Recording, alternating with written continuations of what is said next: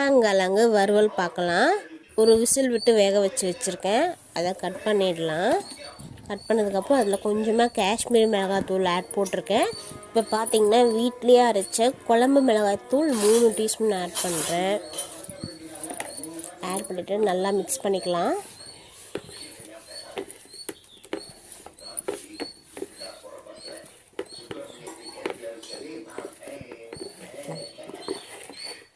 நல்லா மிக்ஸ் ஆகிடுச்சு. எங்கள் அண்ணா கொஞ்சம் மஞ்சத்தூள் போட்டிருக்காரு, அதையும் மிக்ஸ் பண்ணிக்கலாம்.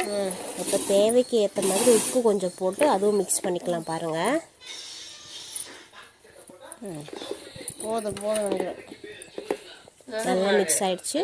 லைட்டாக கொஞ்சம் புளி கொஞ்சம் ஊற்றி மிக்ஸ் பண்ணிக்கலாம். கொஞ்சம் புளிப்பு டேஸ்ட்டாக இருக்கும், காரசாரமாக இருக்கும்ல. கொஞ்சம் லைட்டாக புளி ஊற்றினா அது கொஞ்சம் டேஸ்டியாக இருக்கும் சாப்பிட.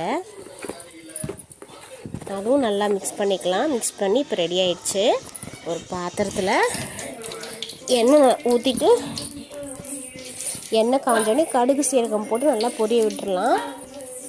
அது நல்லா பொரிஞ்ச உடனே பூண்டு இடித்து வச்சுருக்கேன், அதையும் ஆட் பண்ணிக்கலாம். பாருங்கள், பூண்டு நல்லா கோல்டன் கலரில் ஷேடு மாறினோடனே கருவேப்பிலை போட்டுக்கலாம். கருவேப்பிலை நல்லா பொரிஞ்ச உடனே நம்ம ரெடி பண்ணி வச்சுருக்க சேப்பங்கிழங்கு மிக்ஸ் பண்ணி வச்சுருக்கோம்ல, அதை ஆட் பண்ணிக்கலாம்.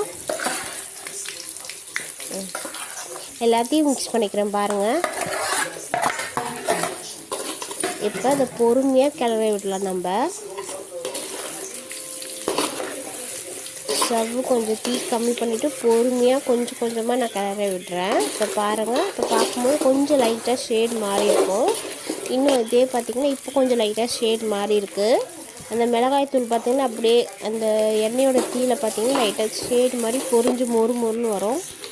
பாருங்கள், இப்போ பார்த்திங்கன்னா இன்னும் கொஞ்சம் நல்லா உங்களுக்கு பார்த்திங்கன்னா ஷேட் கொடுத்துருக்கு. பார்த்திங்கன்னா ஓரளவுக்கு நல்லா ரெடி ஆகிடுச்சு. இன்றைக்கி நான் செஞ்ச டிஷ் உங்களுக்கு பிடிச்சிருக்கான்னு சொல்லுங்கள், கமெண்ட் பண்ணுங்கள்.